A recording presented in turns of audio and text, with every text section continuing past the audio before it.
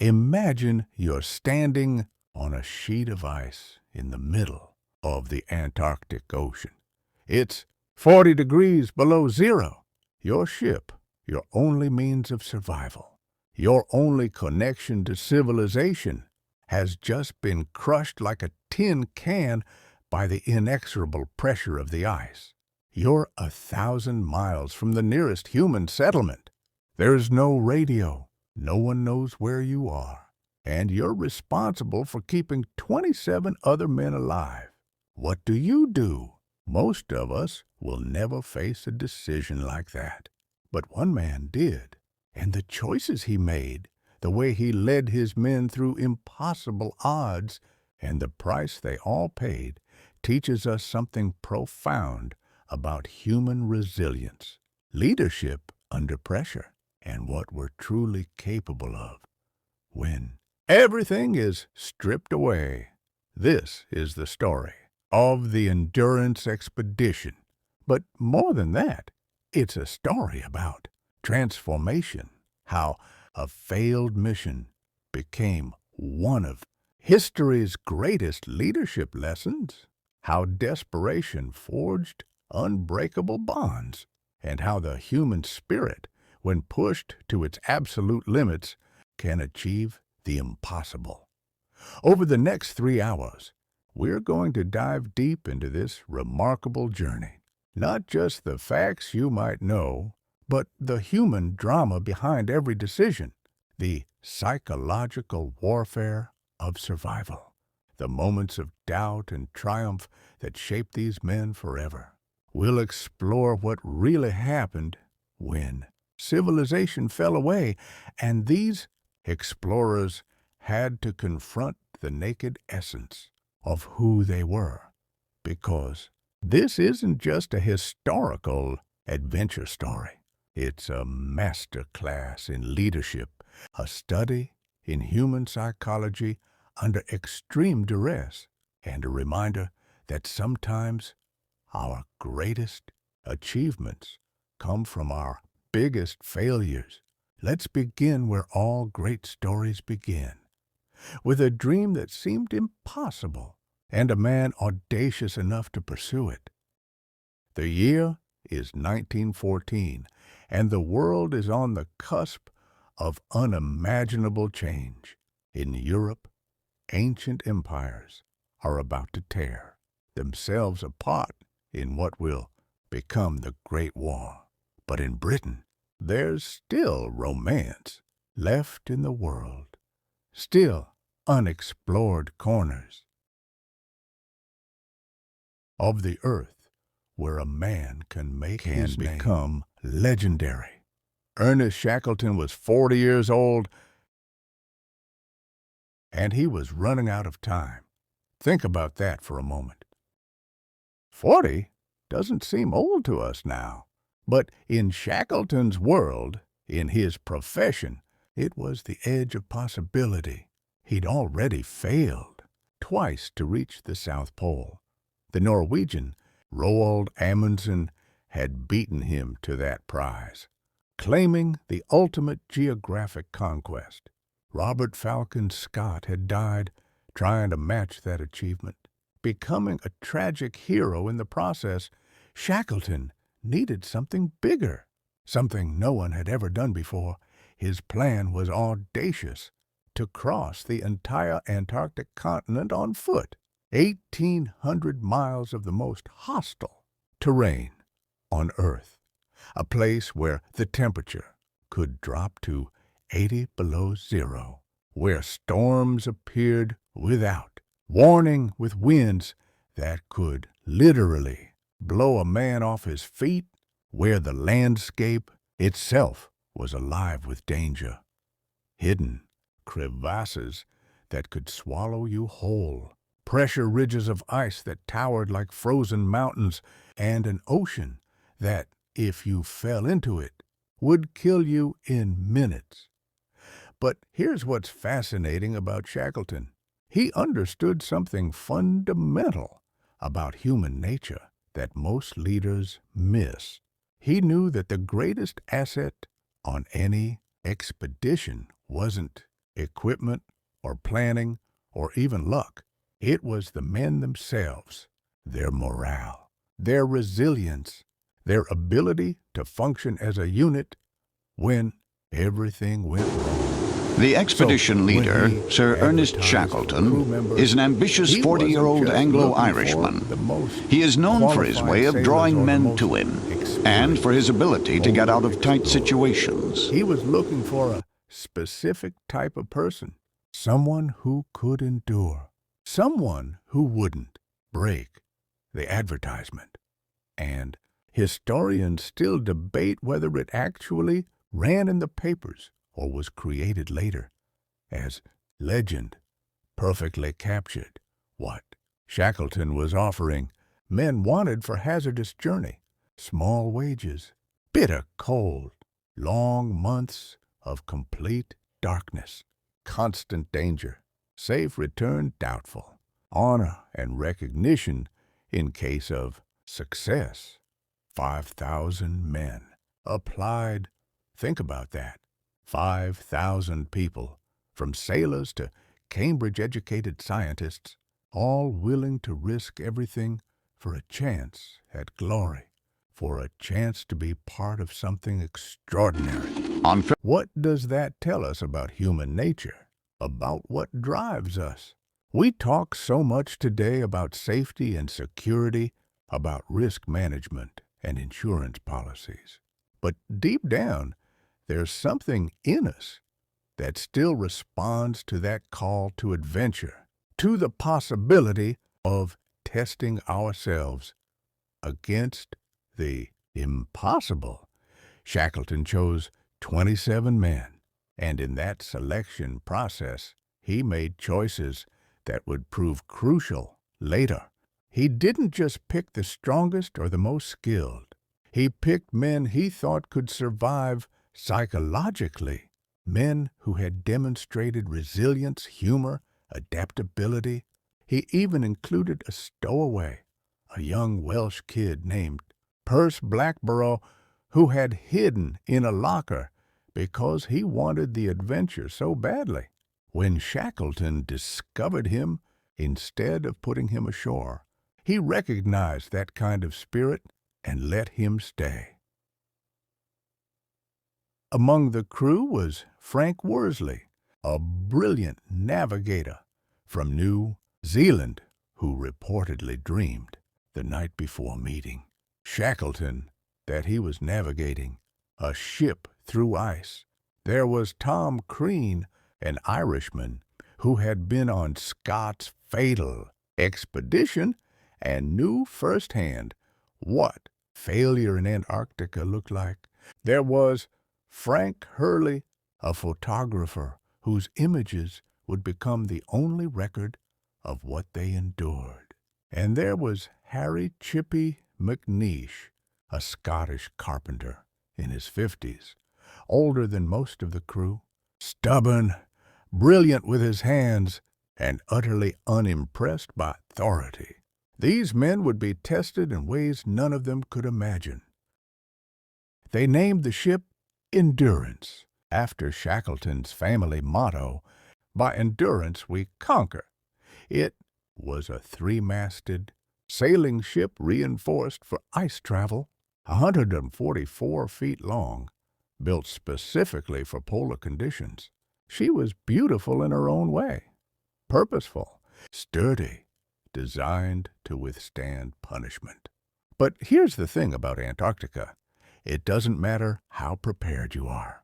The continent has its own rules, its own timeline, and it doesn't care about your plans.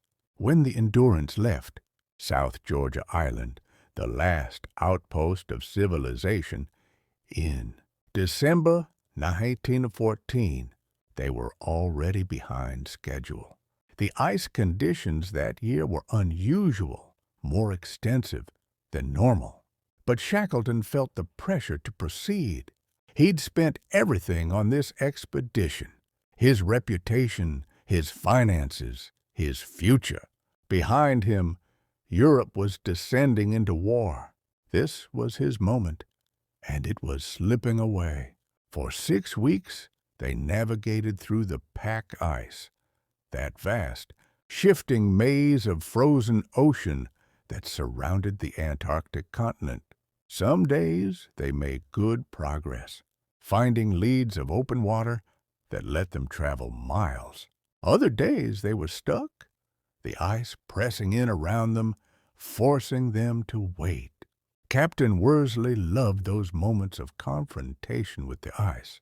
He had rammed the ship into ice floes at full speed, feeling the Endurance shudder and rise up, crushing through barriers. For him, it was exhilarating. But for others, each violent collision was a reminder of how fragile their vessel really was, how thin the line between progress and disaster, and then just one day's sail from their destination. When they could almost see the Antarctic continent on the horizon, the ice closed in. It happened suddenly. The temperature dropped 40 degrees in a matter of hours. The ocean around them froze solid. Where there had been water, there was now an unbroken plain of ice stretching to every horizon. They tried everything. For 48 hours, the men attacked the ice with picks and shovels, trying to cut a channel to a lead of open water visible just 400 yards ahead. Frank Hurley filmed their desperate attempts, men working until they collapsed, then getting up and working again. But it was futile. You can't fight an ocean with hand tools. The Endurance was trapped, and it was only February. The Antarctic summer was ending. They wouldn't see open water again for 7 months, if they saw it Here's where Shackleton's leadership really began to show itself. Because in that moment, when they realized they were stuck, that all their plans and dreams were suddenly on hold, there was a critical choice to make. How would they frame this situation to the men? Some leaders would have raged, would have shown their frustration, their fear, their disappointment, and that emotion would have cascaded through the crew, creating panic, despair, division. Shackleton did something different. He was calm, matter of fact. He gathered the men and simply told them they would winter in the pack ice. He spoke about it as if this was just another phase of the expedition, a slight delay. His attitude communicated something crucial. We've got this. This isn't a disaster. It's just a circumstance we have to adapt to. Dr. Alexander Macklin, one of the ship's surgeons, wrote about this moment in his diary. He was struck by how Shackleton never lost his optimism, never showed outward disappointment. Later, Macklin would call this one of his sparks of real greatness. But maintaining morale over 7 months of waiting, that was the real challenge. Think about being stuck in one place with the same 24 people for 7 months. No privacy, no escape, no variety. The same faces, the same personalities, the same conflicts, day after day. The ice groaning and shifting around you, a constant reminder of the forces that held you captive. Darkness descending for months at a time during the Antarctic winter. Temperatures dropping to levels that made any activity outside nearly impossible. This is where Shackleton's understanding of human psychology became crucial. He knew that idle men were dangerous men, that without purpose, without structure, morale would disintegrate. So he created routines, daily schedules. Everyone had tasks, responsibilities. They held weekly concerts where men performed for each other. They staged theatrical productions. They had a haircut tournament, because even something silly like that gave them something to do, something to laugh about, a break in the monotony. But beneath the surface, tensions were building. There was Colonel Thomas Ord Lees, the expedition's motor expert and storekeeper, who irritated everyone with his superior attitude and class consciousness. He would make comments about sitting at the same table as less refined crew members, as if he were doing them a favor by tolerating their presence. In the close quarters of a trapped ship, that kind of attitude was toxic. Then there was Harry McNeish, the carpenter, brilliant, skilled, absolutely essential to their survival, and completely unwilling to bow to authority for its own sake. He and Ord Lees clashed constantly. McNeish had grown up working class in Scotland, and he had no patience for aristocratic pretensions. When Ord Lees hurt his back shoveling snow, the first real work he had done since leaving London, McNeish's diary entry dripped with contempt. Shackleton watched these dynamics carefully. He knew that if divisions hardened along class lines, if men started seeing each other as them versus us, the expedition would fracture from within. So he did something radical for the time. He insisted everyone work together regardless of rank or background. When conflicts arose, he intervened quickly and decisively. When John Vincent, a former heavyweight wrestler, was caught bullying some of the younger sailors, Shackleton summoned him to his cabin. Vincent left demoted. The message was clear. On this expedition, strength didn't give you the right to dominate others. Everyone would be treated with basic dignity, and Shackleton led by example. He mucked in with the crew. He didn't ask anyone to do something he wouldn't do himself. In a society still rigidly divided by class, this was revolutionary. Scientists found themselves scrubbing floors alongside sailors. Officers worked side by side with ordinary seamen. Gradually, something remarkable happened. They started to become a team in the truest sense. But as winter turned to spring, as the months dragged on with no sign of the ice releasing them, a more fundamental threat emerged. The ice itself was becoming their enemy. By July 1915, the Endurance had been trapped for 5 months. They were drifting north with the pack ice, carried by currents and wind, completely at the mercy of forces they couldn't control. They'd traveled over 1,000 miles, not by choice, but helplessly, like a cork bobbing in a stream. And the ice was changing. In the beginning, the pack ice had been relatively stable. Yes, they were trapped, but the ice held them like a firm hand. Now, as the pack ice shifted and compressed, something terrifying was happening. The pressure of millions of tons of ice squeezing together was creating massive pressure ridges, walls of broken, buckled ice that towered 30, 40, sometimes 50 feet high, and the Endurance was caught in the middle of it. Imagine being inside a wooden ship when the forces that created mountains began to compress around you. The ice didn't attack quickly. It wasn't like a storm that comes and goes. It was relentless, patient, crushing.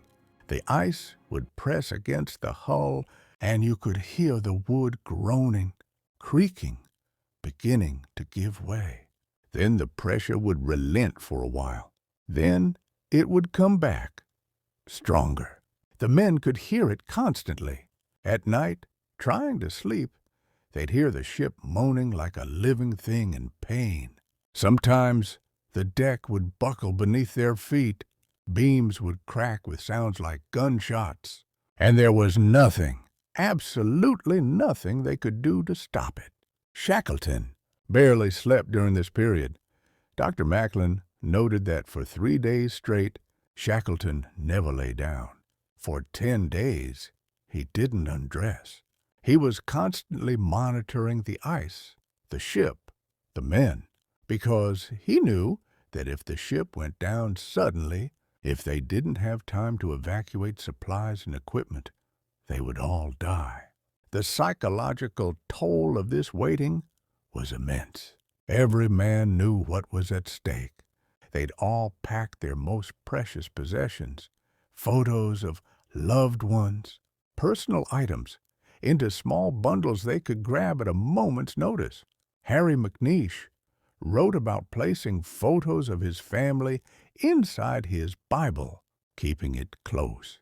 But what do you do when you're facing slow-motion catastrophe? When you can see the disaster coming but can't prevent it? When every day brings you closer to the moment when your world literally collapses around you? You work, you prepare, and you hope.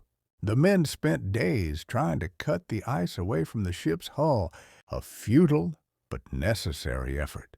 They needed to feel like they were doing something, fighting back, not just passively accepting their fate.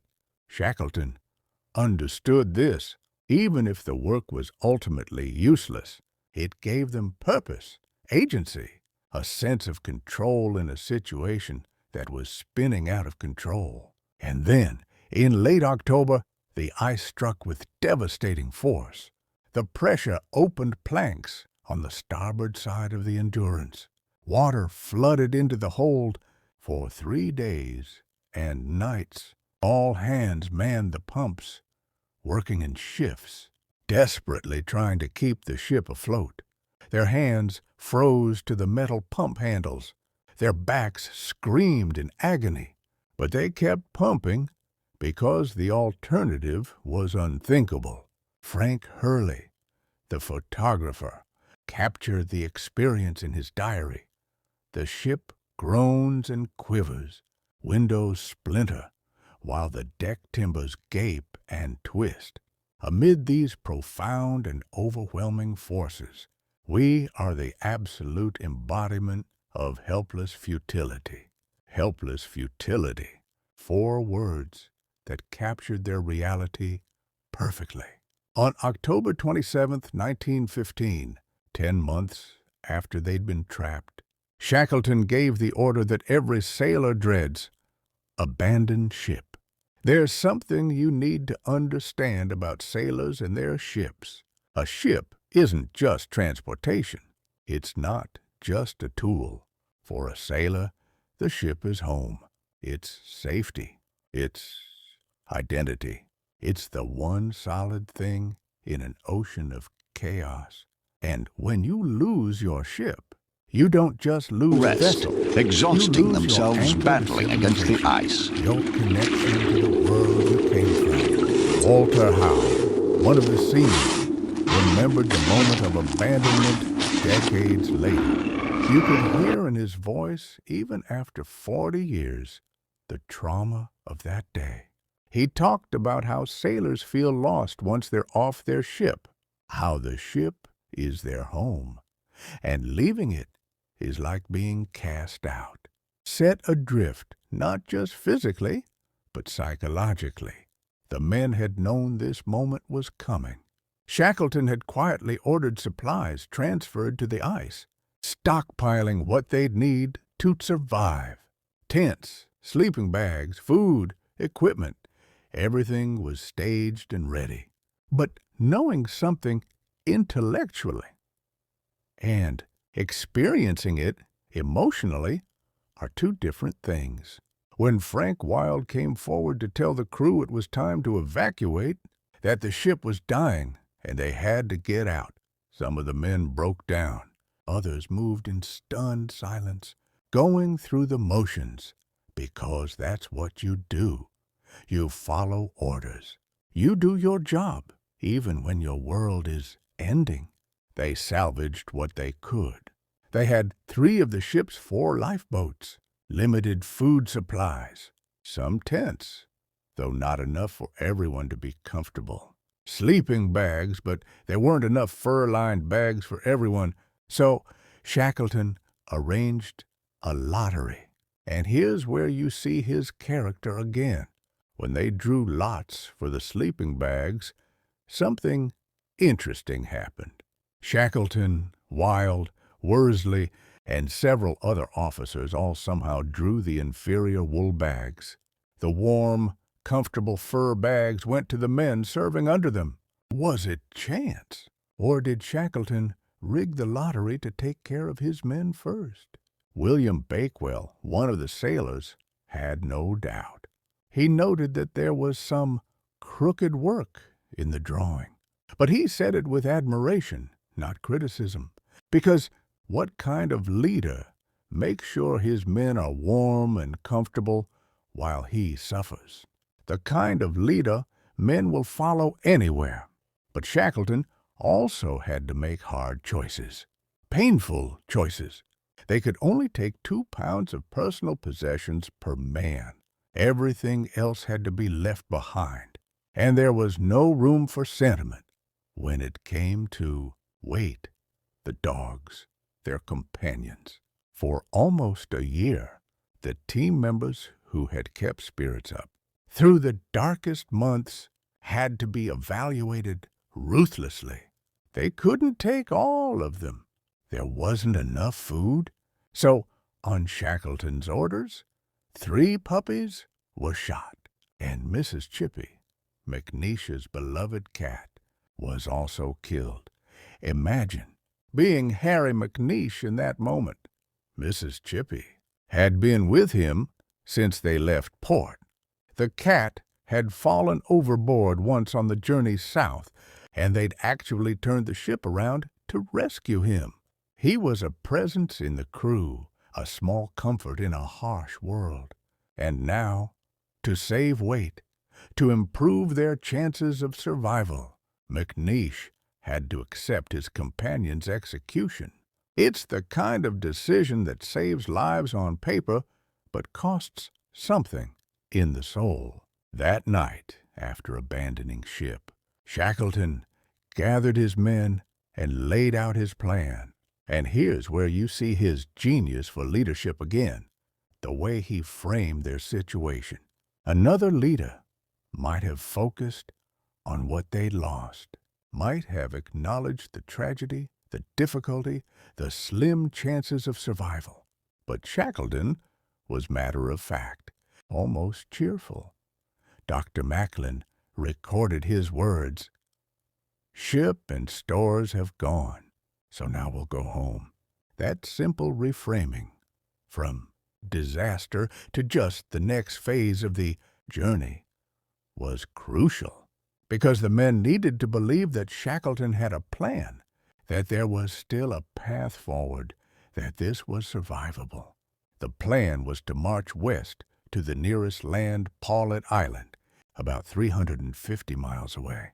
If they could make 5 to 7 miles a day, they could reach safety in a couple of months. It seemed possible. It gave them direction, purpose, a goal. But Antarctica had other plans.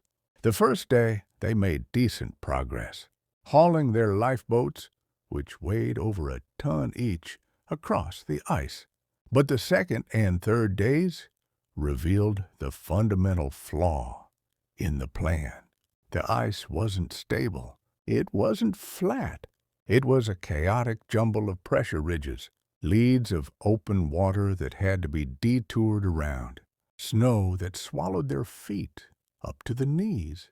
After 3 days of exhausting work, they looked back and could still see the endurance on the horizon. They'd traveled less than 10 miles. The realization hit them hard. They couldn't walk to safety. The ice wouldn't allow it. So Shackleton Nightmare made of another hardship, decision. catastrophe, and ultimately heroism of the highest order. Carry them closer to land. They would let the ocean do the work they couldn't do themselves. They called it Ocean Camp, and they settled in to wait again. If waiting on the ship had been difficult, waiting on the ice was worse. At least the ship had been solid, contained, familiar. Now they were living on a frozen ocean. with just 5 feet of ice between them and 2,000 fathoms of dark water. They could feel the swell of the ocean through the ice. When the wind picked up, the ice would crack and shift, sometimes splitting right through the middle of camp. Frank Hurley captured the surreal nature of their situation. It is beyond conception that we are dwelling on a colossal ice raft, drifting along under the caprices of wind and tides to heaven knows where. They built their new home from salvaged materials. The ship's wheelhouse became their galley. Hurley converted part of the boiler into a stove, fueled by penguin skin and seal blubber. It was ingenious, but it also meant that everything, their clothes, their hair, their skin, became coated with a layer of greasy soot that never quite came off. Hunting became their primary activity. They needed to kill penguins and seals, not just for food, but for fuel. And here's where another conflict emerged, one that revealed different philosophies of survival. Shackleton insisted they limit how much meat they stockpiled. He was confident they'd be off the ice before winter. He didn't want the men focusing on long-term survival, because that mindset suggested Nightmare of hardship, catastrophe, and ultimately heroism of the highest order. Rescue was just around the corner. But Lionel Greenstreet, the first officer, and others, thought this was dangerously optimistic. They'd been surprised before by the ice, by the ship's destruction, by how long everything took in Antarctica. Shouldn't they prepare for the worst? Shouldn't they stockpile as much food as possible, just in case? Colonel Ord Lees, for once making a sensible point, argued that they needed supplies like ammunition, essential, reserves for whatever came next. Shackleton called Greenstreet a bloody pessimist. But who was right? This is one of the fascinating tensions in the story. Shackleton's optimism, his refusal to entertain the possibility of worst-case scenarios, was both his greatest strength and a potential weakness. His optimism kept morale high. It kept men believing in survival when logic suggested otherwise. But it also meant he sometimes underestimated the challenges ahead, made decisions based on hope rather than reality. In this case, his optimism cost them. They didn't stockpile enough food, and when they needed it later, they suffered. But there's another way to look at it. If Shackleton had prepared for the absolute worst, if he'd acknowledged out loud that they might be stuck on the ice for another full winter, what would that have done to morale? Would men have given up hope? Would despair have set in? Leadership at this level isn't about being right. It's about reading your people, understanding what they need psychologically to keep going, and making choices that preserve the will to survive even when the rational part of your brain is screaming that the situation is hopeless. As November turned to December, as summer approached and the ice began to break up, a new horror emerged. They had to kill the dogs. There wasn't enough food for both men and dogs. Every seal they caught, every penguin they killed had to be divided now. And the math was brutal. Keeping the dogs alive reduced the humans' chances of survival. Frank Wild was given the terrible task of shooting the dog teams. These weren't just animals, they were companions, personalities, friends. Men had spent a year caring for these dogs, training them, bonding with them. Ord Lees wrote a tribute to his lead dog. Shakespeare, I shall ever remember thee, fearless, faithful, and diligent. Then Shakespeare was shot. Within weeks, all the remaining dogs were dead. And this time, there was no burial, no ceremony. The dogs became food. Harry McNeish wrote that dog. Meat was a treat after living so long on seal. They'd crossed another line in their degradation, their transformation from explorers into pure survivors. How do you measure what that costs a man's spirit? To eat the animal that trusted you, that worked for you, that looked to you for protection? This is what survival does. It strips away sentiment, comfort, the normal moral frameworks we live within. It reduces everything to a single question. What do we need to do to stay alive one more day? And the answer is often something we'd never imagined doing in our normal lives. In December 1915, Shackleton made another decision that baffled some of his men. They would attempt a second march to land. Remember, the first march had been a disaster. They'd barely made any progress. The ice was nearly impossible to traverse, so why try again? Only Shackleton knew his real reasoning, and historians still debate it. Maybe he thought conditions had improved.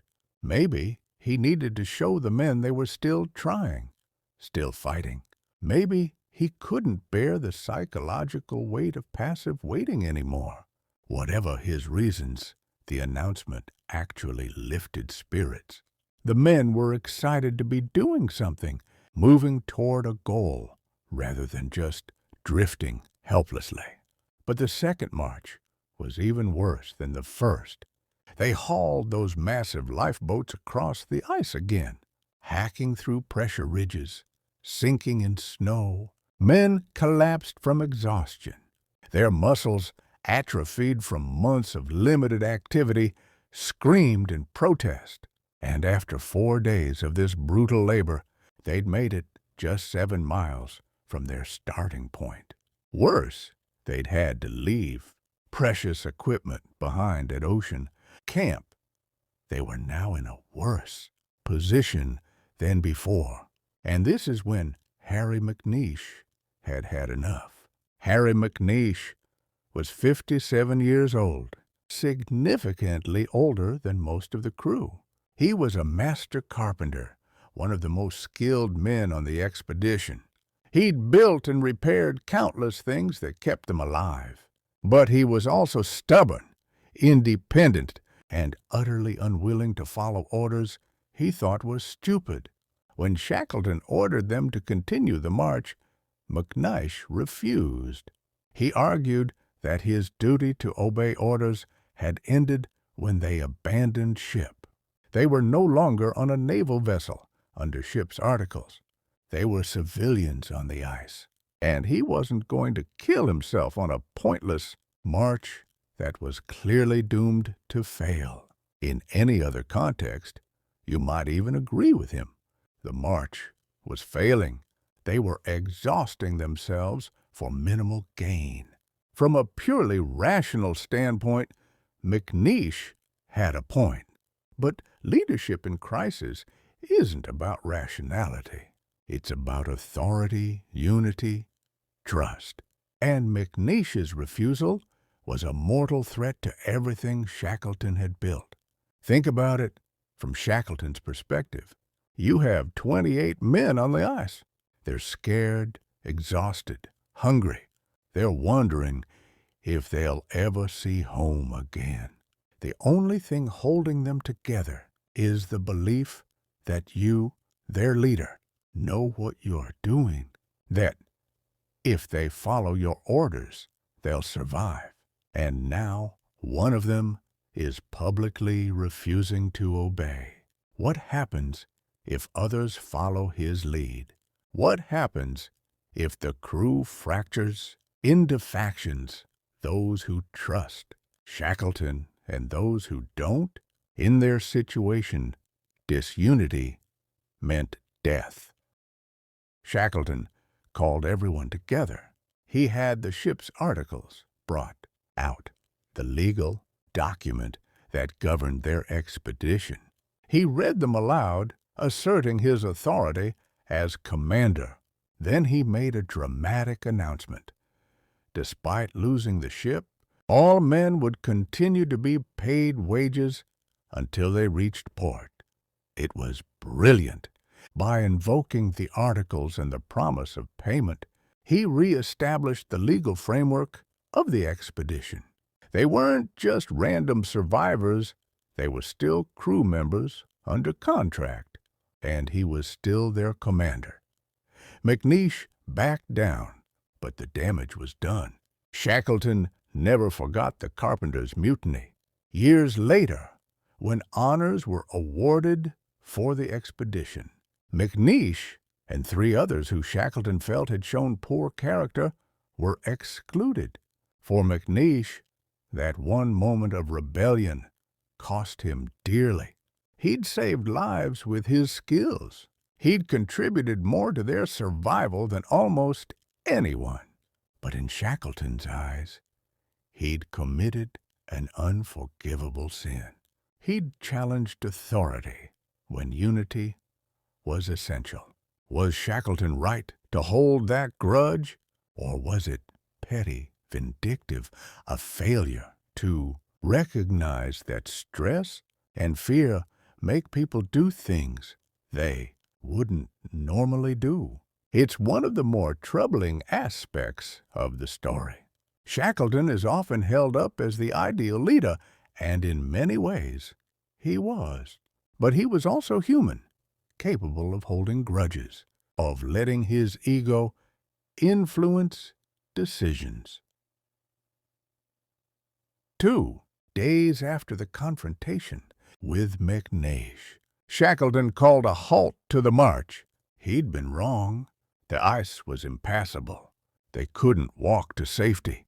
They set up a new camp, Patience Camp, and Shackleton wrote in his diary, "I shall never forget him in this time of strain and stress."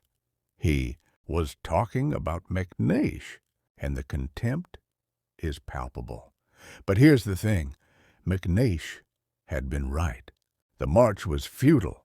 Sometimes the mutineer is the one speaking the truth that authority doesn't want to hear. Life at Patience Camp was hotter than ocean camp. They'd left supplies behind. Food was scarcer. And now, having failed at both marching and waiting, what was left? The ice was their prison, their enemy, and increasingly their graveyard. It was breaking up around them, becoming more dangerous every day. They could feel the ocean swell beneath them. Cracks would appear overnight, sometimes splitting right through the middle of camp. One night, a crack opened directly under the tent where 8 men were sleeping. Holness, one of the sailors, fell through, sleeping, bag and all, into the frigid water below. Shackleton reacted instantly. He grabbed Holness and pulled him out, sleeping bag and all. Seconds later, the ice edges crashed back together with tremendous force. If Shackleton had been even a few seconds slower, Holness would have been crushed between walls of ice or lost to the ocean. When Shackleton asked if he was all right, Holness, with the dark humor of men under extreme stress, said he was fine, except he'd lost his tobacco in the water. That kind of humor, that ability to joke in the face of death, became essential to their survival, because the alternative was to acknowledge just how dire their situation really was. By April 1916, they'd been on the ice for 5 months since abandoning the Endurance. 5 months of drifting, waiting, slowly consuming their dwindling supplies. 5 months of watching the ice break up around them, knowing that eventually there would be no solid surface left to stand on. The ice was disintegrating. What had once been a relatively stable pack was now a crazy quilt of small floes, separated by channels of open water. The floe they were camped on was shrinking daily, melting and breaking apart. Colonel Ord Lees woke up one morning feeling seasick. Think about that. They were on ice, supposedly solid ground, and the ocean swell was so strong it could be felt through the ice. The barrier between them and the deep ocean was becoming paper thin. They couldn't stay on the ice anymore. But where could they go? They had 3 lifeboats, the James Caird, the Dudley Docker, and the Stancomb Wills. These boats were designed for relatively calm waters, for short trips between ship and shore. They were not designed for open ocean travel in the Antarctic, but they had no choice. Shackleton studied his options. The nearest land was Clarence or Elephant Island, about 100 miles to the north. Deception Island, known to have supplies for shipwrecked mariners, was over 150 miles to the west. Given their condition, the state of their boats, and the ice conditions, Shackleton chose Deception Island. It was a gamble. Everything was a gamble now. On April 9th, 1916, 17 months after the Endurance had been trapped, 5 months after abandoning ship, they loaded into the 3 small boats and pushed off from the ice. They were leaving behind everything they'd built, all the salvaged materials, the makeshift camps that had been their homes. Now there was just 22 feet of wood between them and an ocean that could kill them in minutes. William Bakewell, one of the sailors, later described that first day. It was one of the coldest and most dangerous of the expedition. The ice was running riot. It was a hard race to keep our boats in the open leads. We had many narrow escapes from being crushed when the larger masses of the pack would come together. Imagine navigating 3 small boats through a shifting maze of ice floes, any of which could crush you. Having to row furiously to escape when sections of ice began closing in around you, all while spray from the ocean was freezing on contact with your skin and clothes. For the first few nights, they were able to pull the boats onto ice floes to sleep. They'd find a relatively stable piece of ice, drag the boats up, set up their tents, try to get a few hours of rest, then back into the boats for another day of rowing. But as the ice thinned, even that became impossible. Soon, nights were spent sitting in the boats, waves crashing over them, unable to sleep, unable to get warm, just enduring. This is where the expedition stopped being an adventure and became pure survival. This is where every man had to reach into the deepest part of himself and find the will to keep going when every rational part of his brain was screaming to give up. The voyage to Deception Island was supposed to take maybe a week, but the Antarctic had other plans. On the 6th day, the wind shifted. They'd been fighting the current, fighting the wind, making agonizingly slow progress. Now the wind came from the wrong direction entirely, making Deception Island unreachable.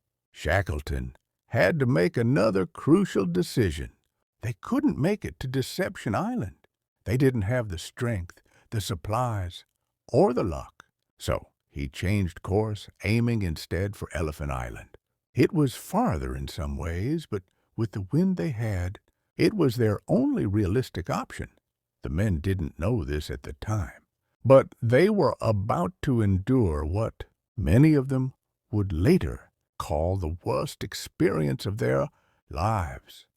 worse than the ship sinking, worse than the months on the ice, worse than anything that came after. 6 days and nights in open boats on the Antarctic Ocean. Let me paint you a picture of what this was actually like, because the bare facts don't capture the reality. You're sitting in a 22-foot boat with 8 other men. Every man is soaked through, not just damp, but saturated. Your clothes are frozen stiff. Ice forms on your beard, your eyebrows, your eyelashes. Your hands are so cold they've gone numb, but you have to keep rowing, because if you stop, you'll freeze to death. The waves in the Antarctic Ocean aren't like normal waves.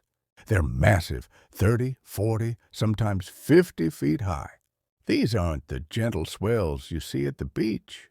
These are walls of water that tower over your tiny boat. You row up the face of one wave, reach the crest where the wind tries to tear you off the boat, then plunge down the other side into a trough, where you're surrounded by water on all sides. Can't see anything but ocean. And you do this hour after hour, day after day, night after night. You can't sleep because there's nowhere to lie down. You can't get warm because everything is wet and the wind never stops. You can't eat much because the food is frozen and your stomach is rebelling anyway. Many of the men develop dysentery from the contaminated food and water. Imagine having dysentery while sitting in an open boat in a storm, unable to move, surrounded by your companions, with no privacy, no dignity, nothing. Your hands become your enemy.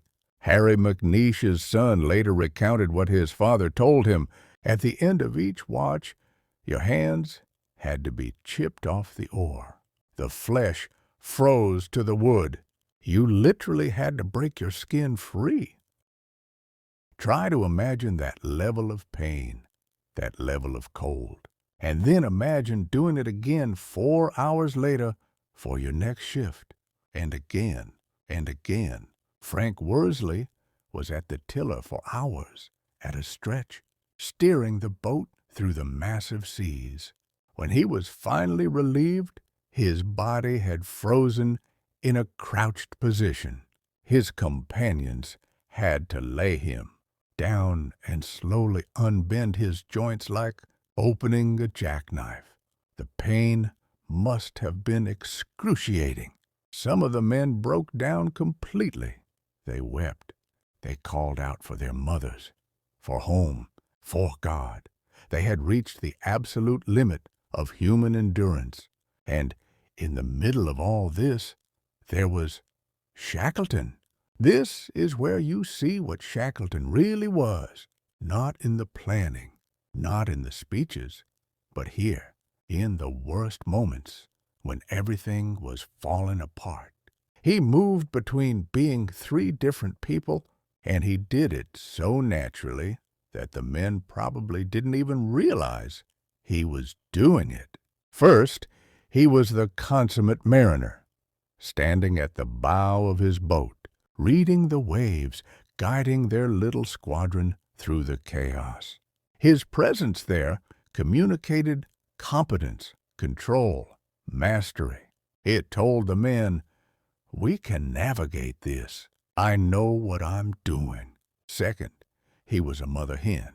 He was constantly watching his men, noticing when someone was struggling more than the others. He'd suddenly turn around and prepare food for a man who was close to breaking, or give up part of his own rations to someone who needed it more. He paid attention to who was on the edge, who needed encouragement, who needed practical help. And third, he was a martinet, driving them forward when they wanted to quit, insisting they keep rowing when their bodies were screaming to stop, refusing to let anyone give up. He oscillated between these 3 modes constantly, reading the situation, reading his men, giving them what they needed in that moment. And it worked. Men who should have died, who were ready to die, kept going because Shackleton kept them going. But here's something else that was happening on those boats, something that barely gets mentioned, but is profound. They were seeing beauty. Even in the midst of this nightmare, there were moments of terrible, awful beauty. The way the ice glowed in the twilight, the aurora australis dancing across the sky, whales surfacing nearby, their breath creating plumes of mist in the cold air. One night, several whales were blowing around the boats. The men had lashed the 3 boats together for safety, and these massive creatures, they never knew what species, were circling them in the darkness. If one of those whales had surfaced under a boat, or swum over one of the ropes connecting them, all 3 boats would have capsized and everyone would have died in minutes. But there was also something almost mystical about it, being that close to such powerful creatures, in such a wild place, under the stars. This is part of what keeps people going in extreme situations. Yes, there's fear and pain and exhaustion, but there's also awe. There's the recognition that you're experiencing something almost no one else will ever experience, that you're seeing things, feeling things, understanding things about life and death and human capability that most people never touch. It's terrible and transcendent at the same time. On the 6th day, as evening approached, the sky to the northwest darkened. A gale was building. They could see it coming, could feel the wind picking up, knew what was about to hit them. One of the boats was taking on water faster than the men could bail. She was in danger of sinking. And if one boat went down, they couldn't rescue everyone. There weren't enough spaces in the other 2 boats. People would have to be left behind. This is when Colonel Ord Lees, the man everyone had dismissed as useless, as aristocratic dead weight, rose to the occasion. He bailed all night, non-stop, hour after hour, scooping water out of the boat with whatever he could find, keeping her afloat through sheer willpower. And here's what's interesting about that. Ord Lees had refused to row during the journey. He considered it beneath him, manual labor for common sailors. But bailing, that was heroic. That was saving lives. That was the kind of grand gesture that fit his self-image. So gentlemen don't row, but by God, they'll bail all night to save everyone's lives. It's almost comical, this class consciousness persisting even in the face of death. But it also reveals something important. People can rise to extraordinary occasions while still being themselves, still maintaining their peculiarities and flaws. Heroism doesn't require you to become someone else. Sometimes it just requires you to find the particular way you can contribute. When dawn broke on the 7th day, they were sailing in thick fog. Visibility was nearly 0. They were navigating by instinct now, by the feel of the wind and waves, by Worsley's uncanny sense of where land should be. And suddenly, at 7 a.m., they were right under massive cliffs. The fog lifted for just a moment, and there it was, Elephant Island, appearing like a ghost ship out of the mist. If the fog had persisted another hour, they would have crashed into those cliffs and been destroyed. If they'd been a mile farther south or north, they would have missed the island entirely and been swept out into the open ocean, where they would have certainly died. But they didn't. Against all odds, they'd found it. 7 days at sea, 100 miles of the world's most dangerous ocean, in boats that were never designed for such a journey, navigated by dead reckoning and hope. They'd made it to land. It had been 17 months since any of them had stood on solid ground. 17 months of ship, then ice, then boats. 17 months of surfaces that moved beneath them, that could break apart or sink at any moment. When the boats scraped onto the beach at Elephant Island, grown men fell to their knees and kissed the stones. Some of them literally buried their faces in the rocks, weeping. Others reeled around like they were drunk, their bodies unable to adjust to the feeling of something solid and stable beneath their feet. Frank Hurley, always documenting, wrote about how many of the men were emaciated, suffering from exposure and exhaustion. Some were experiencing temporary aberration, basically going crazy from the strain. Colonel Ord-Lees witnessed something even more disturbing. Some of the men, driven temporarily insane by the ordeal, were killing seals indiscriminately. One man didn't stop until he'd slaughtered about 10 seals, far more than they needed, more than they could possibly eat. It was violence born from trauma, from the need to exert control over something, anything, after being helpless for so long. Shackleton immediately ordered hot food prepared. It was their first hot meal in 3 days, the first time they'd been warm in a week. That night, the men slept on solid ground for the first time in months. Ord-Lees captured the profound relief of that moment. How delicious to wake in one's sleep and listen to the croaks of penguins mingling with the sea, to fall asleep and awaken again and feel, this is real. We have reached land. But their celebration was premature. The beach they'd landed on was exposed to the wind and waves.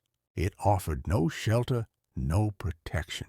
It was a sliver of rock that could barely fit all of them. And within 2 days, the weather turned savage. Shackleton led them to a second location, a slightly better spot on the western side of the island that they named Cape Wild, after Frank Wild. The sailors, with their dark humor, called it Cape Bloody Wild. They landed in sleet and rain. By nightfall, a blizzard had descended. It ripped one of their tents to shreds, blew equipment out into the ocean, buried them in snow.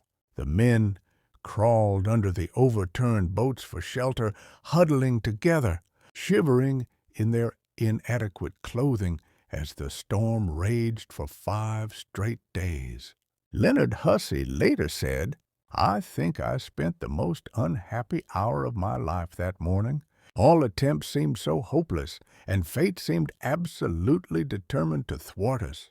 Think about where they were mentally at this point. They'd survived the ship sinking, survived months on the ice, survived that horrific boat journey. They'd reached land, solid ground, safety, the thing they'd been dreaming about for months. And it turned out land wasn't salvation at all. It was just another kind of hell.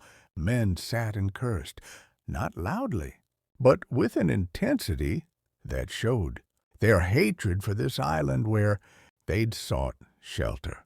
Shackleton faced a brutal reality.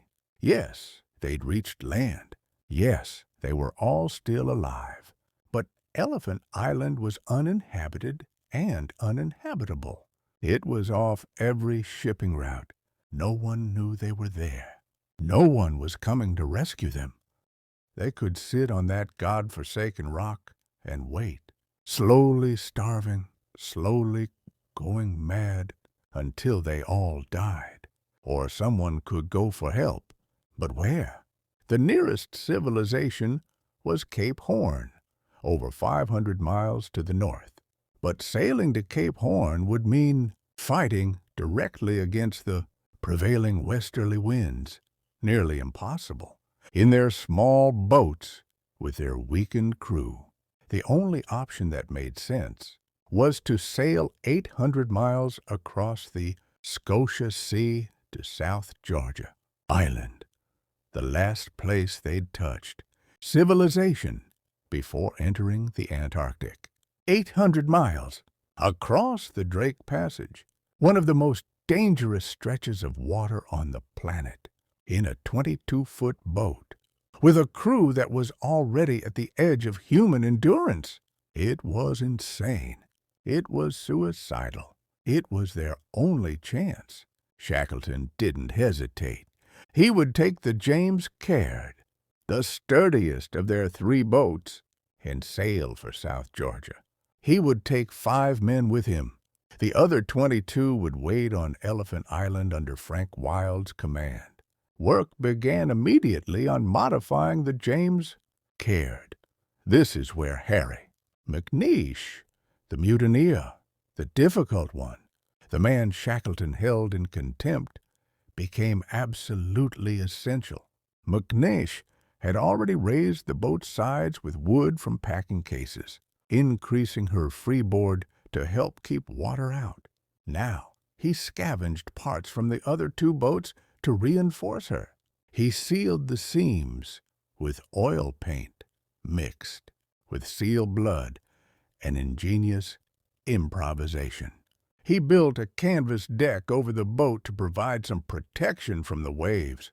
He was working with almost nothing, creating something that could survive the impossible, using skills honed over a lifetime and a streak of pure ingenuity that went beyond technical knowledge.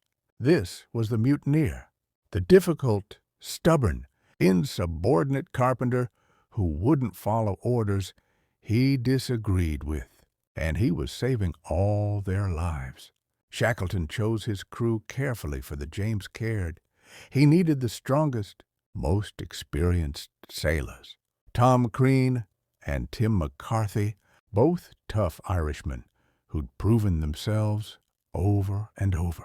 John Vincent, the former heavyweight wrestler, who'd been demoted for bullying, but was still one of the strongest men and had extensive experience on fishing trawlers in the brutal North Atlantic. Frank Worsley, whose navigation would be absolutely critical. Without him, they'd never find South Georgia. And Harry McNeish, because they'd need his skills if the boat needed repairs at sea. And then there was the question of who would lead the men left behind. Frank Wild was Shackleton's oldest friend on the expedition, the man who'd been with him on previous Antarctic journeys, who'd watched Shackleton turn back just 97 miles from the South Pole to save his men's lives. Wild understood Shackleton better than anyone. And now, Wild was being asked to stay behind with 22 men on a barren rock, not knowing if the rescue party would make it, not knowing if help would ever come, responsible for keeping these men alive and sane for how long? Weeks? Months? The rest of their lives? It was, in some ways, the hardest assignment of all, because Shackleton at least would be doing something, taking action, fighting for their survival.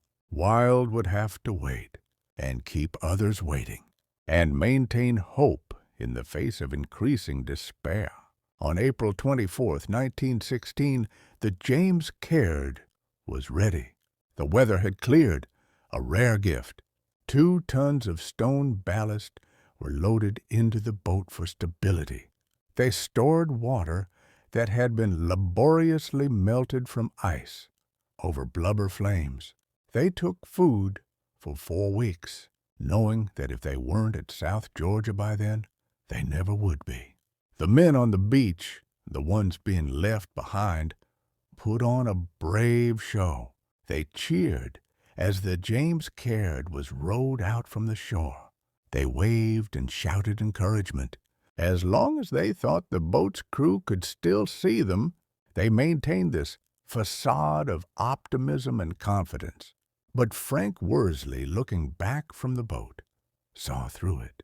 He later wrote, "The men formed a pathetic group. As long as they thought we could see them, they kept up a wonderful appearance of optimism and heartiness. And then, as Elephant Island receded into the distance, the 6 men in the James Caird faced forward. Ahead of them lay the Scotia Sea, the Drake Passage, 800 miles of the most treacherous water on earth.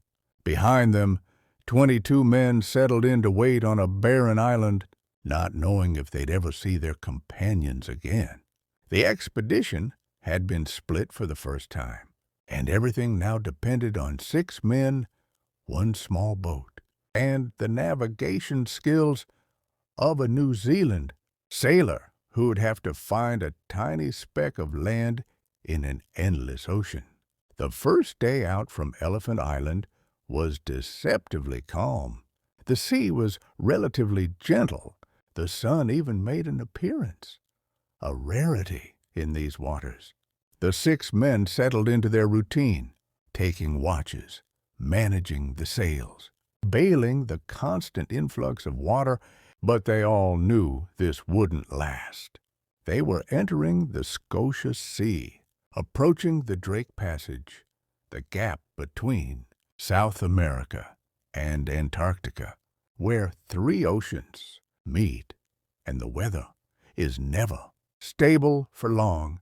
By the second day, reality hit. The weather grew severe.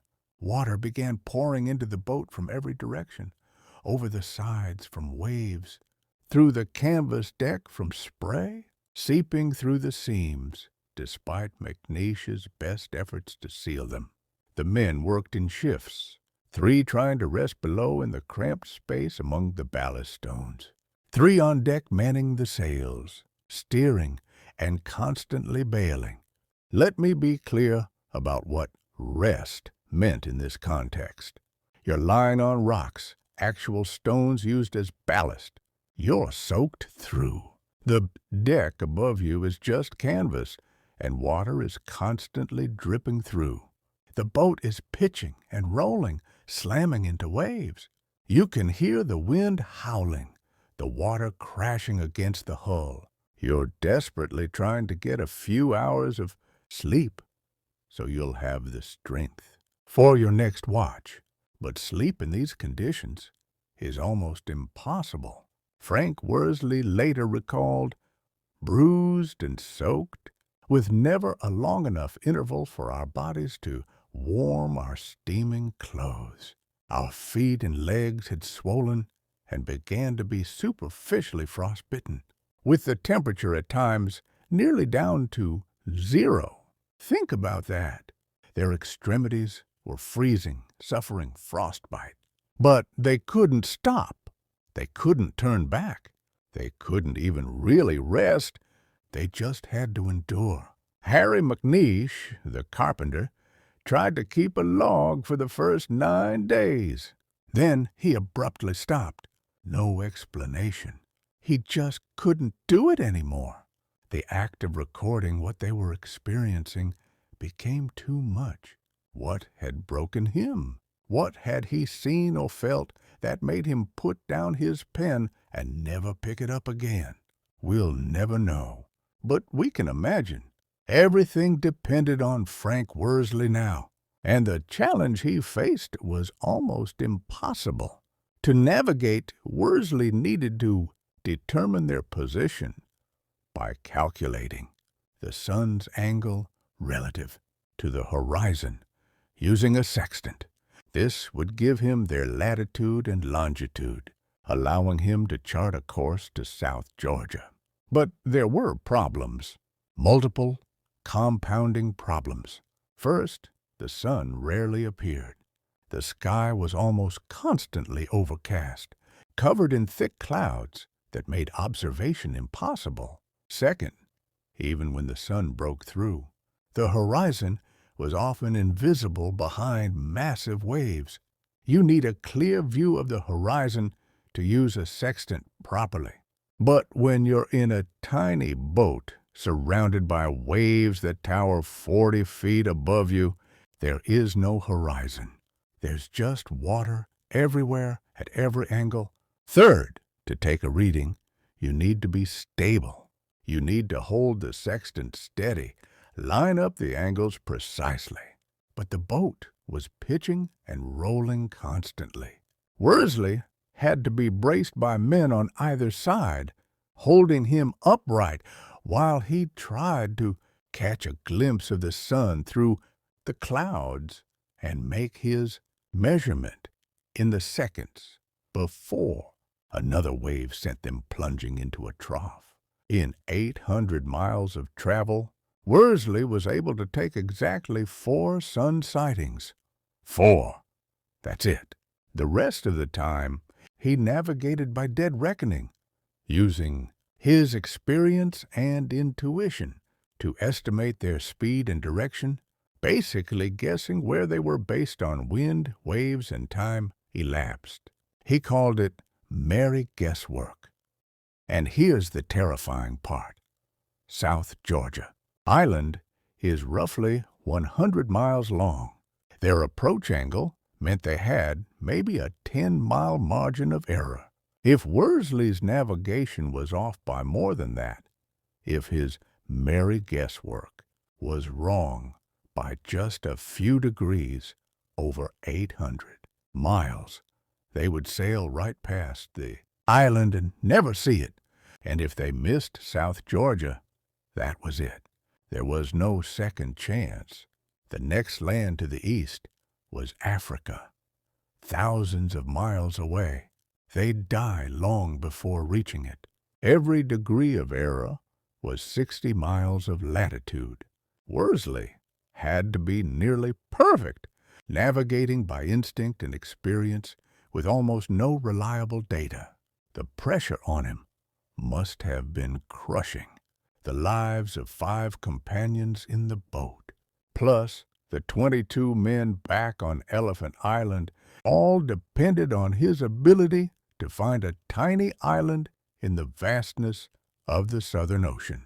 By the 10th day, they were roughly halfway, and 2 of the men were dying. John Vincent and Tim McCarthy had reached the limit of human endurance. They were drifting in and out of consciousness. Their pulse was weak. They were shutting down. Shackleton kept his finger on each man's pulse, monitoring them constantly. And whenever he noticed someone, anyone, shivering more than usual, showing signs of hypothermia, he'd immediately order another hot drink prepared. But here's the key. He'd never let the person know the drink was specifically for them. He'd say, "Let's have a hot drink all around," as if it were just time for a break. He never singled anyone out as weak or struggling. Why? Because being seen as the weak one, as the one who couldn't keep up, would have been psychologically devastating. These were proud men. They'd survived incredible ordeals. Their self-image as strong, capable, resilient was one of the few things they had left. Shackleton understood this, so he protected their dignity while still caring for their needs. And it worked. Vincent and McCarthy held on, but the toll was visible. Vincent's upper lip was torn away when he drank from a frozen metal cup. The metal had bonded to his skin, and when he pulled the cup away, the flesh came with it. For the rest of the journey, his face was a raw wound, exposed to the salt spray and wind. Harry McNeish's son later said his father told him their hands became like burns. After the first week, the combination of cold, wet, and constant friction destroyed the skin. Every movement was agony. How do you continue when you're in that much pain? when every moment is suffering, when there's no relief, no comfort, nothing but more cold and more pain ahead, you find something deeper than physical capability. You tap into whatever core of stubbornness or will or purpose keeps you going when your body is screaming to quit. For some, it was thoughts of home, of family waiting for them. For others, it was pride, the refusal to be the one who gave up. For others still, it was simply the man next to you, the knowledge that if you quit, you let down your companions, and that's something you can't do. This is what extreme survival reveals: the hierarchy of human motivation. When everything else is stripped away, what's left? What drives us at the absolute core? And the answer is different for everyone. On the evening of May 7th, the 14th day at sea, they saw kelp, a single piece of seaweed, floating on the surface. To most people, that would mean nothing. But to experienced sailors, kelp is a sign of land. Kelp grows in shallow coastal waters and breaks free, drifting in the currents. If you see kelp, land is near. The 6 men looked at each other with what Worsley described as cheerful, foolish grins. They'd done it. They'd crossed 800 miles of the Scotia Sea. They'd survived. South Georgia was close, but the ordeal wasn't over. That night, a hurricane descended on them. Picture this. You're within sight of salvation. Land is just miles away. You've survived 2 weeks of hell to get here. And now, nature throws one more test at you. Hurricane-force winds that are driving you toward the island's cliffs, where you'll be smashed to pieces on the rocks. This is where Frank Worsley's sailing skill became everything. He had to keep the James Caird off those cliffs, while not losing ground toward the island entirely. He had to sail into the wind, something the boat wasn't designed to do, using every trick he knew to keep them alive. For 9 hours, the hurricane raged. 9 hours of Worsley performing what one historian called a miracle of seamanship, keeping a round-bottomed whaler, a boat designed to drift with currents, not fight them, clawing its way offshore against impossible winds. If he'd made one mistake, if the wind had been slightly stronger, if the boat had failed in any way, they would have been driven onto the rocks and destroyed. After everything they'd survived, they would have died within sight of safety. But Worsley pulled it off. As dawn broke, the wind shifted. They were offshore, safe from the cliffs, and they could finally turn toward the island. On the evening of May 10th, 1916, 17 days after leaving Elephant Island, the James Caird sailed into the entrance of King Hawcombe Bay on South Georgia. As darkness fell, they ran the boat in on a swell and touched the beach. Solid ground, fresh water from a stream, grass, actual green grass, the first vegetation they'd seen in 17 months. Harry McNeish walked up the hill, lay down in the tussock grass, and for a moment was transported home, lying on a hillside in Scotland, looking down at the sea, remembering a life that seemed impossible now, a world where ships didn't sink and men didn't freeze, and the ocean wasn't trying to kill you. They'd completed one of the greatest boat journeys in maritime history. 800 miles across the world's most dangerous ocean in a 22-foot boat, navigated mostly by dead reckoning, with a crew at the edge of human endurance. But they weren't done, because the whaling stations, civilization, rescue, the ability to save the men back on Elephant Island were on the opposite side of South Georgia. And between them and those stations lay a mountain range that had never been crossed, that the whalers considered impassable, that appeared on maps as blank white space because no one knew what was there. They'd survived the ocean. Now they had to cross the mountains. South Georgia Island is a savage place. It's a spine of mountains rising straight out of the sea, peaks that reach 9,000 feet, covered in glaciers and ice fields, swept by hurricane-force winds that can descend without warning. The whalers who worked on the island's coast had tried to cross it before. They'd all failed. Most had turned back. Some had died trying. The interior was considered impassable, a frozen wasteland that offered nothing but death to anyone foolish enough to attempt it. And that's where Shackleton, Worsley, and Crean had to go. They'd just survived 17 days at sea. Their bodies were wrecked, frostbitten, exhausted, malnourished. Their feet were still numb from the boat journey. Logically, they should have rested for days, recovered their strength, prepared properly.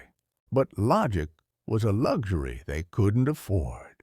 The three men they left at King Haakon Bay, Vincent, McCarthy, and McNeish, were in no condition to travel. Someone needed to stay with them, and every day of delay was another day the men on Elephant Island were suffering, another day closer to someone dying. So they had to go now, immediately, before their bodies fully realized how damaged they were, before fear had time to set in. Using screws from the James Caird, McNeish modified their boots into crude climbing equipment, driving screws through the soles to create improvised crampons for gripping ice. Their equipment for crossing an unknown mountain range was a length of rope, a carpenter's adze, basically a small axe, and their modified boots. That's it. No climbing gear, no tent or sleeping bags, no map of the interior, because no map existed. They would travel at night when the frost hardened the snow, making it easier to walk on. But that meant no stopping, no rest. If they stopped in the nighttime cold, they would freeze to death. It was a race. Cross the mountains before exhaustion or cold killed them. They set out at 3 a.m. on May 19th under a full moon that turned the ice fields into an alien landscape of silver and shadow. The crossing of South Georgia should have been impossible. Every time modern mountaineers have retraced Shackleton's route with proper equipment, training, and preparation, they've been awed by what those three men accomplished. The island's interior is a maze. Snow covers deep crevasses that can swallow you whole. What looks like a solid ridge might be just a cornice of snow overhanging a 1,000-foot drop. Glaciers are cut with hidden crevasses, and without a map, you're navigating blind. You climb a ridge, hoping it leads somewhere, only to find a sheer cliff on the other side. All night they climbed, up one ridge, only to find they couldn't descend the other side. Back down, try another route. Up again, another dead end. Worsley later wrote, "We were now feeling the strain of the unaccustomed marching. We had done little walking since January, and our muscles were out of tune." Out of tune! What an understatement. They'd been cramped in boats and tents for months. Their leg muscles had atrophied. Their bodies were running on empty. And now They were mountaineering in conditions that would challenge even fit, healthy climbers. As evening approached, they'd been walking for nearly 16 hours. They found themselves on a steep pass, too dangerous to descend in the normal way. Above them were peaks they couldn't scale. Behind them was the way they'd come, and going back meant giving up. Below them was a slope disappearing into darkness. They had to get down into the valley before dark. The night temperature at that elevation would be lethal. They had no sleeping bags, no shelter. If they were caught on that mountain when the temperature dropped, they would die. Shackleton said, "We've got to take a risk. Are you game? We'll slide." They coiled their rope into a makeshift pad, sat down on it, one behind the other, Shackleton in front, and pushed off into the darkness. They were sliding down a mountain in Antarctica at night, with no idea what was at the bottom. There could be rocks, razor-sharp ice ridges, a cliff face. They wouldn't know until they hit it. Worsley remembered, "We seemed to shoot into space. For perhaps a minute they flew down that slope, picking up speed, completely out of control, their fate entirely in the hands of chance. And then, quite suddenly, they crashed into a bank of soft snow at the bottom and came to a stop. For a moment, nobody moved. Then, slowly, they picked themselves up, brushed off the snow, and solemnly shook hands all around. They'd survived by pure luck or grace or divine intervention, depending on your perspective. The slope had been clear and the landing soft. If there had been rocks, they would have been killed instantly. If the slope had ended in a cliff, they would have gone over the edge.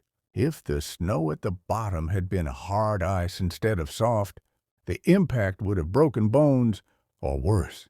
But none of that happened. They slid down that mountain and lived.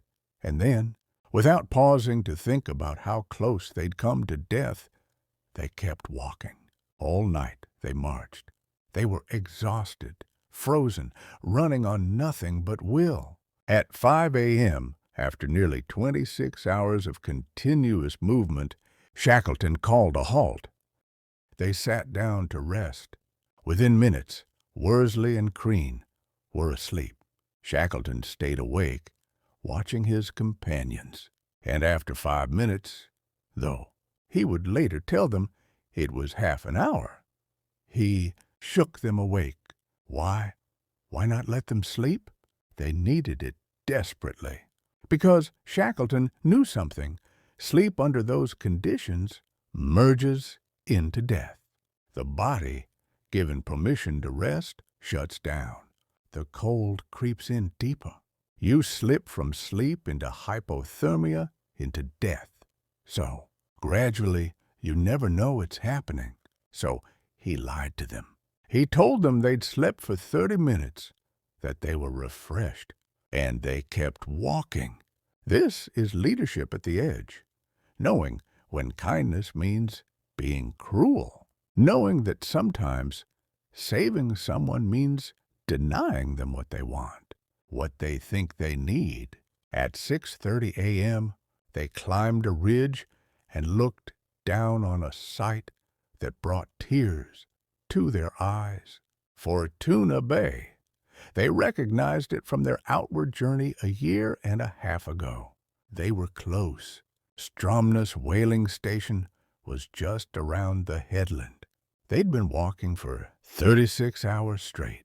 36 hours without real rest, crossing a mountain range that had never been crossed, in the dark, with essentially no equipment.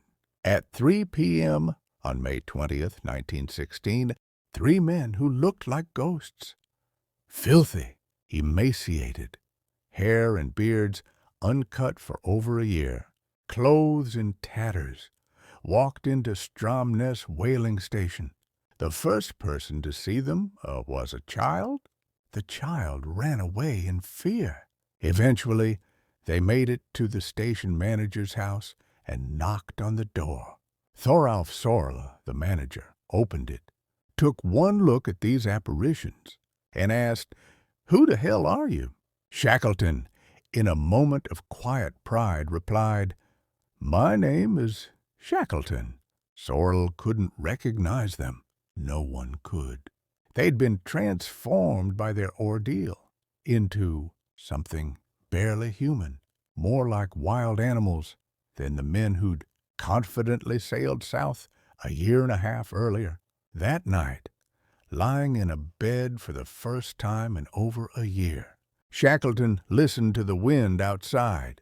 A blizzard had descended on South Georgia.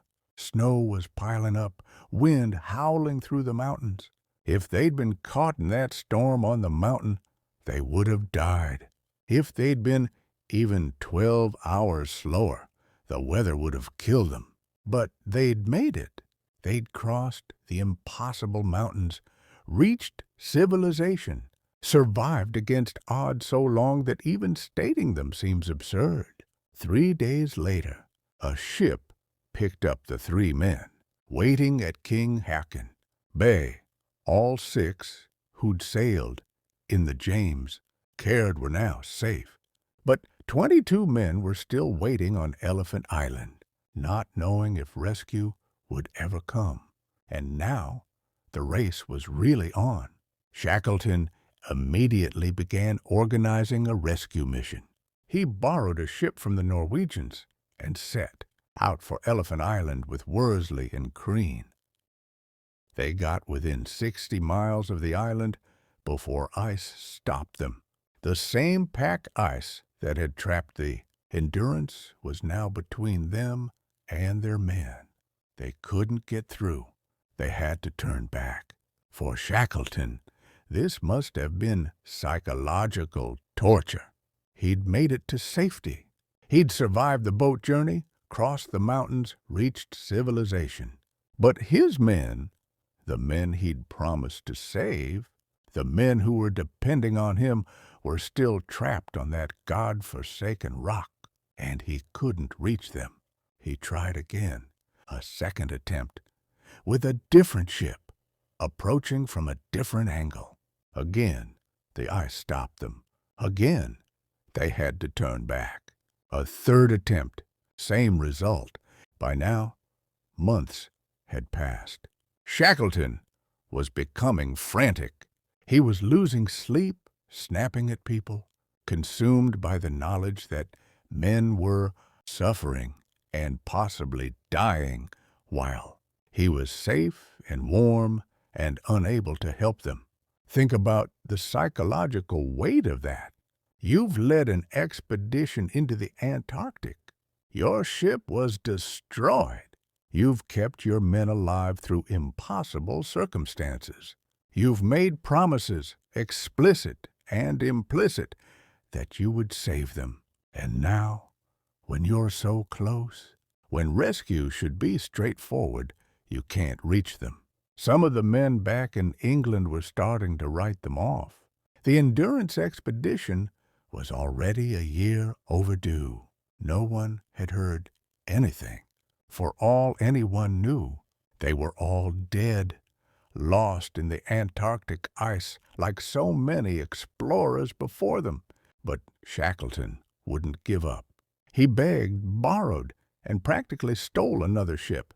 This time, the Yelcho, a small Chilean tug. It wasn't ideal. It wasn't even really suitable for Antarctic waters. But the Chilean government was willing to loan it, and that was enough. On August 25, 1916, Shackleton, Worsley, and Crean set out on their 4th attempt. Meanwhile, on Elephant Island, 22 men had been waiting for over 4 months. Let me paint you a picture of what those months were like.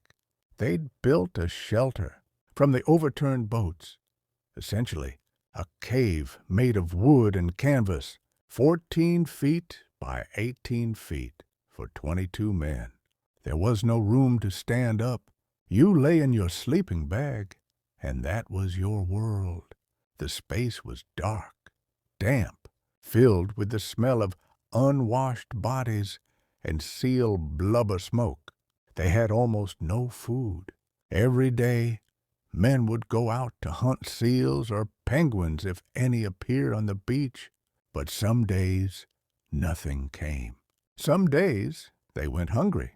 Water was a constant problem. Yes, there was ice and snow everywhere, but in those temperatures, you can't just eat ice. It'll blister your mouth and tongue like touching hot iron. So they'd take a few chips of ice in a tobacco tin into their sleeping bags at night. If they lay very still, their body heat might melt a few chips by morning. A teaspoon of water for breakfast. Imagine being that thirsty all the time, while surrounded by frozen water you can't access. They were also slowly starving. The seal and penguin meat was barely enough to sustain them. They were burning calories trying to stay warm, but not taking in enough to compensate. Leonard Hussey, the meteorologist who'd been allowed to keep his banjo as vital mental medicine, later described how hungry they became. It's difficult to realize how hungry a man can be. When we'd eaten our rations and such seals and penguins as we could catch, then we looked at one another. Without any enmity, we looked at one another. He was talking about cannibalism. They'd reached the point where, in the backs of their minds, they were calculating who would die first, and whether they'd be able to bring themselves to eat human flesh to survive. That's where they were mentally.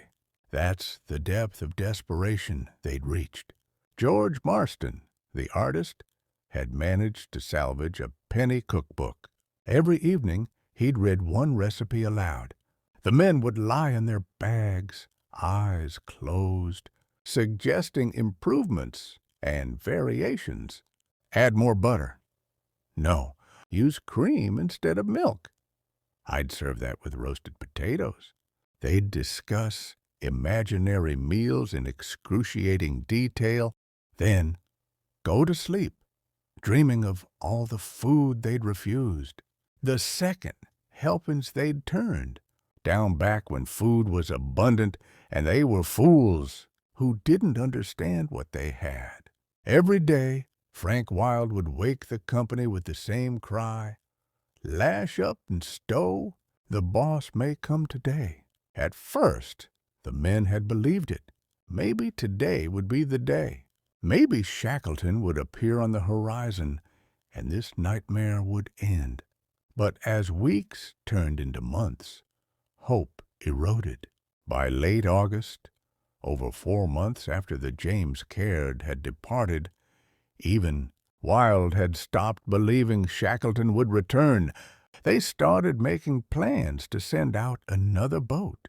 Wilde and 4 others would take the Dudley Docker and island hop through the South Shetlands, trying to reach Deception Island 250 miles away, where they might find supplies or rescue. It was a desperate plan, a last-ditch effort by men who'd given up on being saved. On August 30th, 1916, at lunchtime, the men were huddled in their hut, eating boiled seal backbone. It was a normal day, which is to say, miserable, hopeless, just another day of slow starvation and waiting to die. Outside, George Marston and Frank Hurley were gathering limpets from the rocks at low tide. Limpets, tiny shellfish clinging to rocks. That's what they'd been reduced to, scraping mollusks off stones to supplement their seal meat. Suddenly, Marston stopped. He stared at the horizon. Then he put his head inside the hut and said quietly, "There's a ship?" At first, no one believed him. It had to be a mistake, a hallucination. wishful thinking. They'd been disappointed too many times. But then someone suggested sending up smoke, a signal, and suddenly everyone was moving, scrambling out of the hut, looking toward the horizon. And there it was, a ship, real, solid, coming toward them. Dr. Macklin later described the moment. Men burst out asking if it wouldn't be a good thing to send up smoke. Frank Wilde just called out, "What's the matter?" And Marston replied with two words that changed everything. A ship on the deck of the Yelcho. Shackleton stood with binoculars, scanning Cape Wild. He was counting the figures that were pouring out of that hut onto the beach. 2, 5, 7. His voice was shaking. Were they all there? Had they all survived? Or would he be counting, and come up short? Knowing he'd failed, knowing some of his men had died while he was unable to reach them. And then an exalted shout. Worsley remembered. "They're all there, Skipper. They're all safe, all 22 men. Not one life lost." Worsley wrote, "All hands were safe. Crean joined us, and we were all unable to speak." They'd done it, against impossible odds, against every reasonable expectation. All 28 men who'd sailed south on the Endurance were still alive. The rescue itself was almost anticlimactic. The Yelcho loaded the men quickly. There was always the risk that ice conditions could change, trapping the rescue ship. Within hours, they were sailing north, leaving Elephant Island behind forever. When they reached Punta Arenas in Chile, something unexpected happened. The entire town turned out to celebrate. British and German communities alike.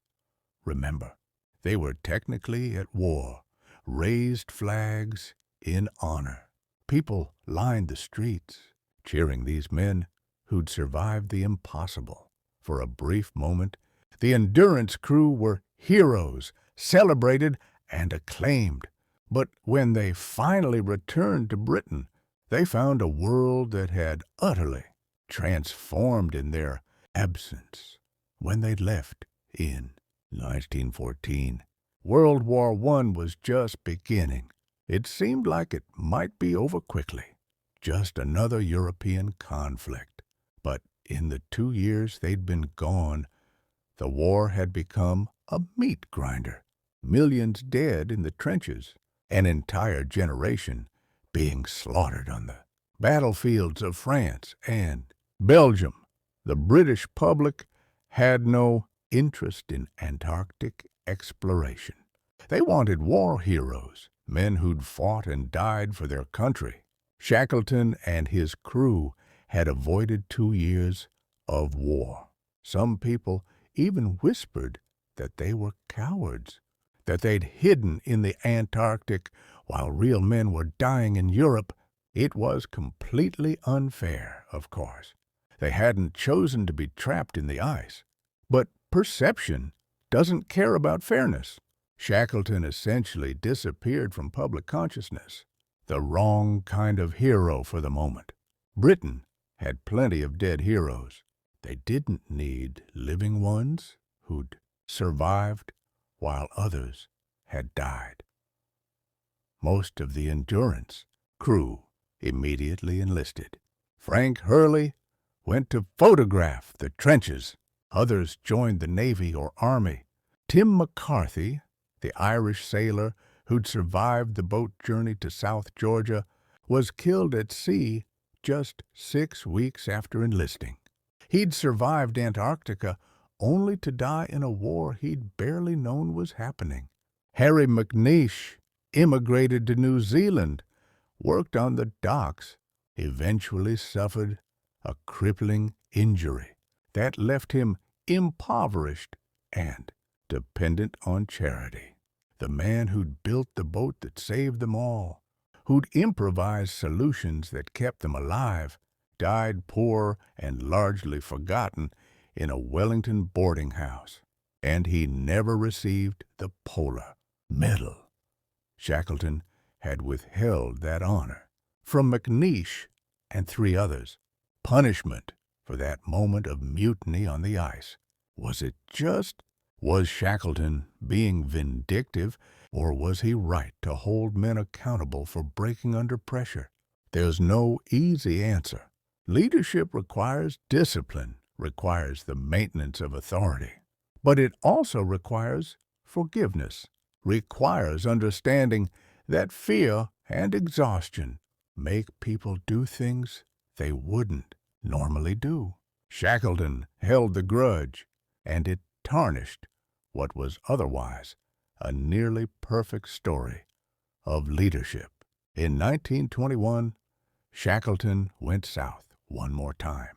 He brought some of the old Endurance crew with him: Worsley, Macklin, Crean, Hussey, and Frank Wild. The goal of the expedition was vague, maybe scientific research, maybe just the need to go south again. Because once you've been to Antarctica, once you've experienced that level of hardship and beauty and raw existence, normal life can feel empty. How do you go back to suburban England, to afternoon tea and small talk, when you've seen what these men had seen? On January 4th, 1922, the evening they arrived at South Georgia, back where the Endurance had started its fatal journey. Shackleton had a heart attack in his cabin and died. He was 47 years old. His wife requested he be buried on South Georgia rather than brought home to England. So his men buried him in the small whaling cemetery on that remote island, the last outpost before the Antarctic. It seems fitting somehow. Shackleton never really belonged in civilization.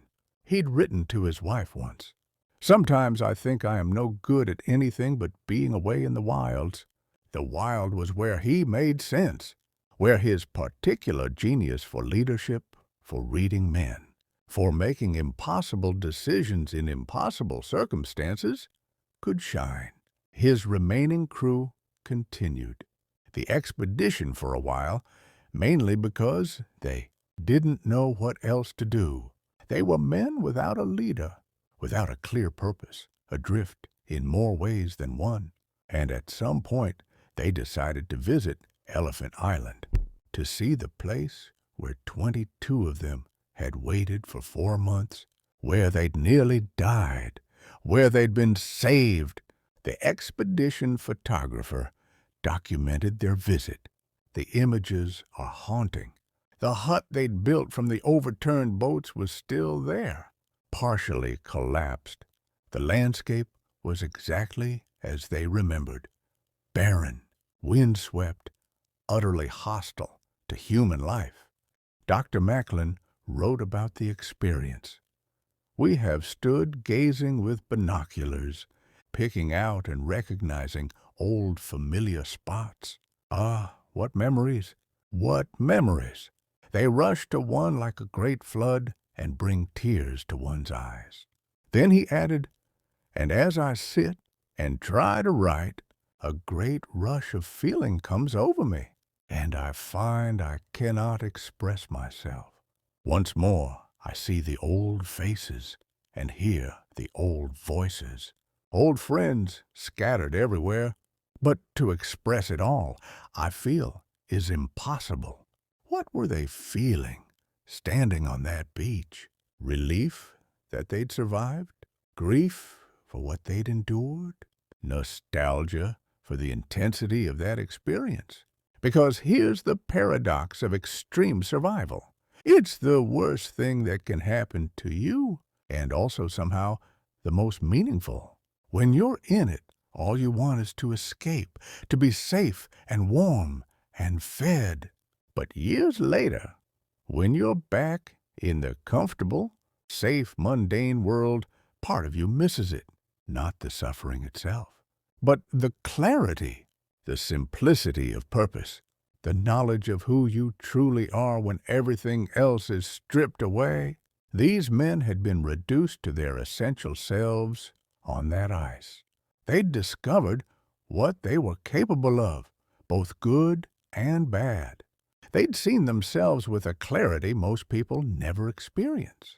And now, visiting that place again, they were confronting their younger selves, the men they'd been, the things they'd done to survive. Shackleton wrote in his memoir about the Endurance Expedition. We had seen God in his splendors, heard the text that nature renders. We had reached the naked soul of man. The naked soul of man. What does that mean? I think it means this. When you strip away all the comforts and conventions and distractions of civilization, when you reduce human existence to its most basic elements, survival, companionship, the will to live, you discover something fundamental about what we are. Shackleton and his men discovered that humans are incredibly resilient, that we can endure far more than we think we can, that the body can be pushed to extremes we can't imagine in our comfortable daily lives. They discovered that leadership isn't about authority or titles or giving orders. It's about understanding people, reading what they need, making sacrifices, and sometimes making hard decisions that cost you personally but save others. They discovered that class and education and background matter, much less than character. Some of the best men on the expedition were sailors with minimal education. Some of the worst were Cambridge graduates. What mattered was resilience, humor, the ability to work with others, the refusal to quit. They discovered that hope is a choice, not a feeling.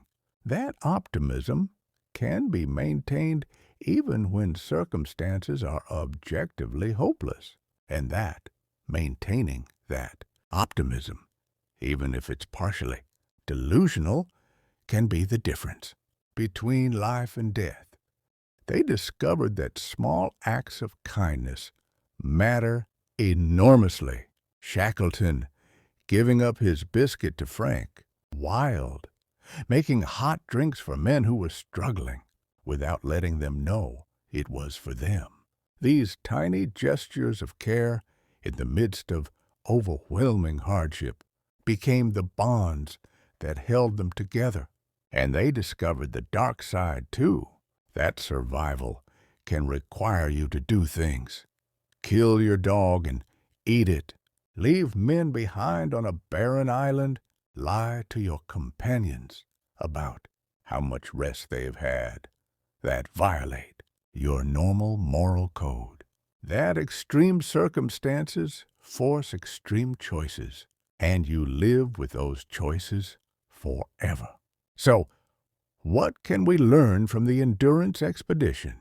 What does this story, now over a century old, teach us about leadership, about survival, about human nature? First, it teaches us that the goal isn't always the point. Shackleton failed. He never crossed Antarctica.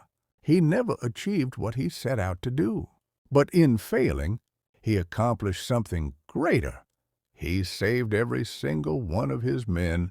He turned a disaster into a triumph of leadership. How many leaders today are so attached to their original goals that they can't see when the goal needs to change? Shackleton recognized that crossing the continent didn't matter anymore. What mattered was getting his people home alive, and he pivoted instantly without ego, without clinging to the dream that was no longer achievable. Second, it teaches us about the power of presence. Shackleton didn't have special equipment or secret knowledge. What he had was the ability to be fully present with his men, to notice when someone was struggling, to read the mood of the group, to adjust his approach based on what they needed in that moment. In our world of distraction and digital connection, that kind of presence is rare, but it's more valuable than ever. Third, it teaches us about the relationship between optimism and realism. Shackleton was relentlessly optimistic, sometimes to a fault. But his optimism wasn't naive. He knew the dangers. He knew the odds. He chose optimism as a strategy, as a tool for maintaining morale. There's a difference between blind optimism that ignores reality and strategic optimism that acknowledges reality but chooses to focus on possibility. Shackleton mastered that balance. Fourth, it teaches us that leadership is about sacrifice. Time and again, Shackleton put his men's needs above his own. He gave them the better sleeping bags. He stayed awake so they could sleep. He took the dangerous positions. He bore the psychological weight so they didn't have to. Real leadership isn't about power or status. It's about service.